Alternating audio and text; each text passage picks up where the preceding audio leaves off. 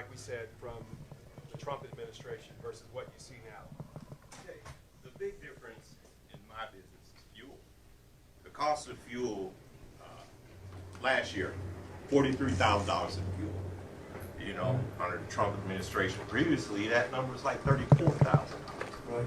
You know, so fuel is my biggest expense, and it's hurting the trucking, and a lot of people have the optics of truckers being a big business, you know, but it's small business.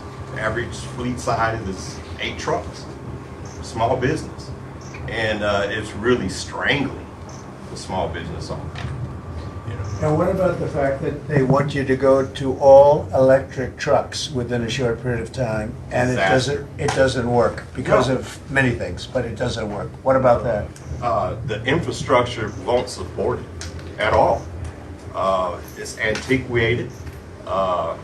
There's hardly places for trucks to park, diesel trucks, let alone charge electric trucks. I don't see how that's going to work. And just the cost of them. You know, like I was talking about, California, it was leading this push under CARB, California Air Resource Board. Right. Their goal is to ban electric trucks in the state of California, basically to bring the goods in, set up cross-dock operations, and the electric trucks dispersed out through California. And blue states, California's leading the way, but New York, New Jersey, Illinois, they're all starting to go down this same road. And it's just going to drive up costs even more for the consumer. And the economy just is not the same, and inflation's been eating your heart out, hasn't it? Eating more than my heart, that's for sure. Yes, feel it. So sad. Go ahead. So, Thank you very much. Thank you. thanks. Then I'll pivot over to Carl. Carl, you know, you do a lot of huge projects. Of course, proud of you. In terms of, you remember in the Trump administration, everyone used to hear the word permits, procurements, and what did that look like, and how much cumbersome and how much time that tied into money of just waiting and this layer and all the bureaucracy. What do you see back then in the Trump administration when it becomes, and we're talking about regulation cuts, Yeah. what does that look like now in the Biden-Harris? So in 2019, 2020, a permit with the government would normally take 72 hours to receive it. So if we went for a permit on the 15th of April, we'll have it, you know, later than the 18th of April, which meant we can bill on mobilization Right. and get paid fairly quick. Now, a permit will take us anywhere from April the 15th to May the 15th. We won't receive it until after the 15th of May, which is too long. It's a month, 30 days, so we can't invoice until June the 1st, which for us, Big difference. a big difference. We need cash flow. In order to get the cash flow, we need to mobilize, invoice the customer so we can get those receivables. One of the things that's killing us right now is the workman's comp and general liability. I watched it slide up to 25% this year. That's the increase that we're paying this year. Next year it's probably going to be worse. And we're a small business, but not a small business. We currently employ 50 guys. 50. I'm responsible for taking care of 50 individuals. Right. Next year, I'm afraid of what that stuff's going to look like when it comes time for the audit. Well, if we get in, and hopefully we should, everything, all indications are we will, your business is going to be better than ever. We're going to get it turned fast. They're regulating people out of business right now, and I'm hearing it from everybody. Yeah. It's a big problem. And the biggest problem is the inflation still. How is inflation affecting your business? Oh God, it is. It's killing us. It is. It's killing us.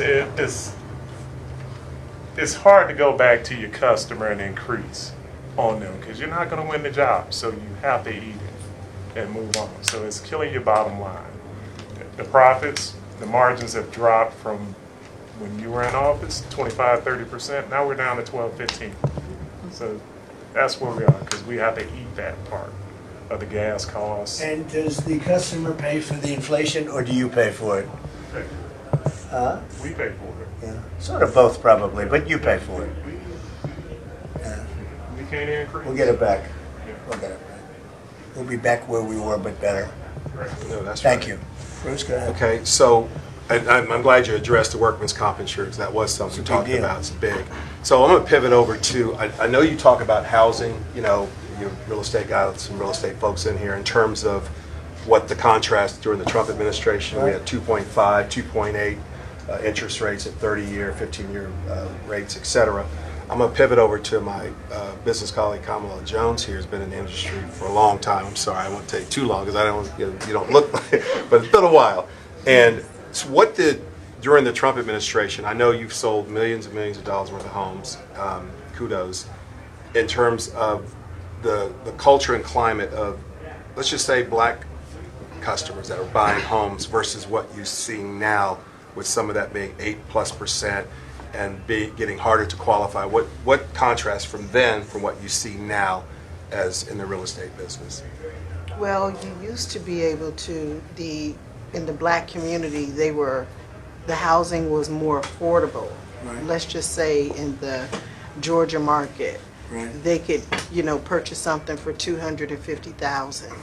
Now, something I would say nice for a decent family afford is more around $400,000. And the problem that we're seeing is it's not a lot of down payment assistance programs. They need a little bit more help with down payment assistance or something, because we're talking about nurses, people who Yeah.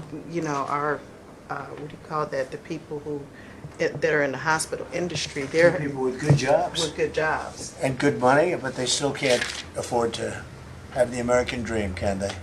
No. And 4 years ago, that's what they had. They had the American dream. Right. And the I got interest it. rates they're just too We're high. gonna- I have a ton of buyers that are in the higher echelon, but nobody is selling their homes because they don't want to give up that 2.5 for, And they interest can't get rate. the money anyway. Even if they want to pay the high interest rates, and you can go up to 10 and 11%, they can't get the money anyway. We were at 2.4%. Now you're at 10%, 11%, but you can't get the money, so I guess you're much higher than that. It's terrible. Thank you very much. Very nice. So we do have a farmer here, second generation, Edna Moses here on my right, and we know about cost of food, et cetera. Everybody feels that, and so Edna, in terms of your farms, your supply food chain, whatever, what did you see from, once again, we're doing the contrast from the Trump administration versus the Biden-Harris as it relates to, your debt service and how you manage